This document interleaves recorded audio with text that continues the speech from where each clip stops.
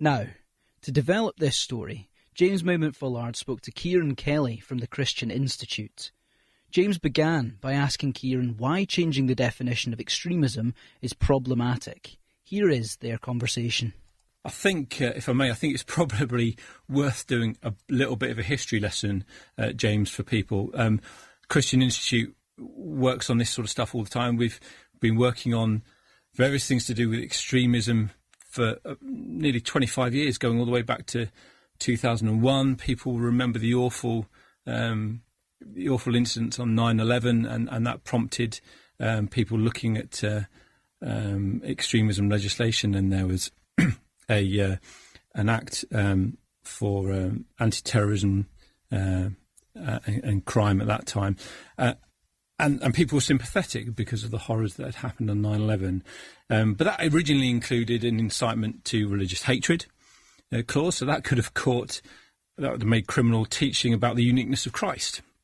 And we worked on that and it wasn't until 2006, so from 2001 to 2006, that was an issue.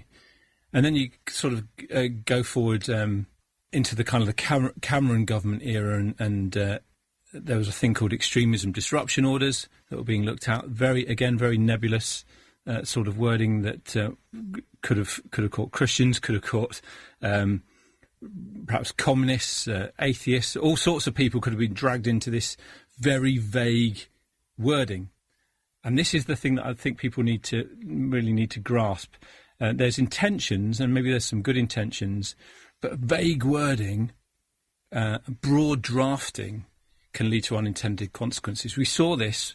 So British values is part of the current definition, and British values was intended to sort of boost, if you like, integration and all that sort of stuff. But Ofsted used it back in 2015. Ofsted used it to target Jewish schools to get them to teach on same-sex marriage and threaten them with closure if they didn't. Regulations on out-of-school settings were introduced because there was concern about some of the things that were being taught in madrasas, but that dragged in Sunday schools and Bible camps, potentially arguably to bring balance, quote unquote. So this is what people need to understand is when you have these very widely drawn definitions, which aren't really definitions, broad wording, hatred, intolerance, undermining, that's when you start to see issues.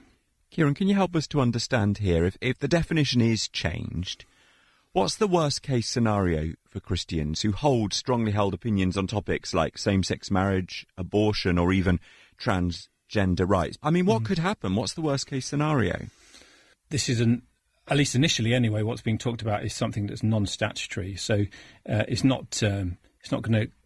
That ought to mean that it's not criminalised. But you can see how perhaps groups like the Christian Institute might struggle to get traction on its issues with civil servants if we are sort of branded as one of these groups which are intolerant or promoting hatred or so on and so forth. I mean, the Christian Institute and J.K. Rowling probably don't have an awful lot in common, but the accusations that have been thrown at both of us about being intolerant, about being hateful, women who don't want men in their changing rooms are branded intolerant and hateful.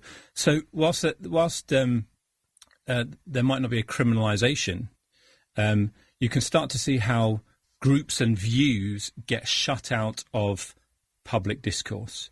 That there's an unwillingness to even sort of countenance some of their views. I mean, you mentioned abortion in there. It's already extremely difficult to get a fair hearing in mainstream media on abortion. I don't think that's a particularly controversial statement.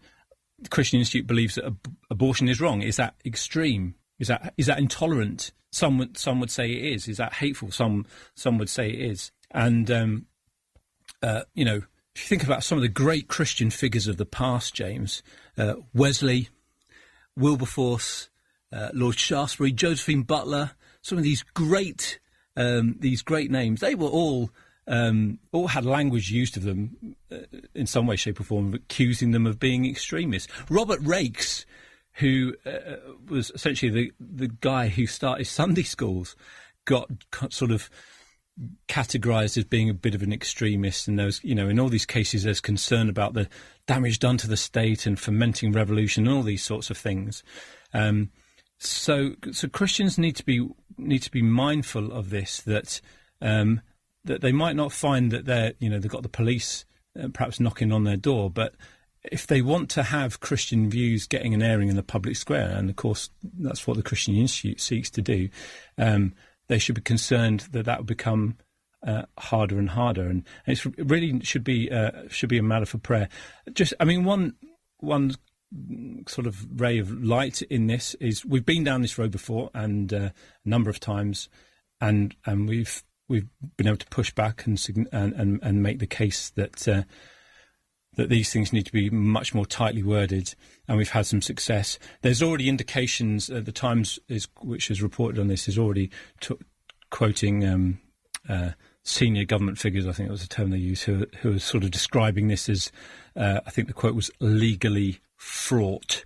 And that's right. And we've seen a situation before where when government lawyers get hold of this, they start to say, well, actually, you're going to have to be very, very careful about how you do this, and that's why they'd be very, very wise to be careful. We don't want history to repeat itself in some of the misguided attempts to tackle extremism.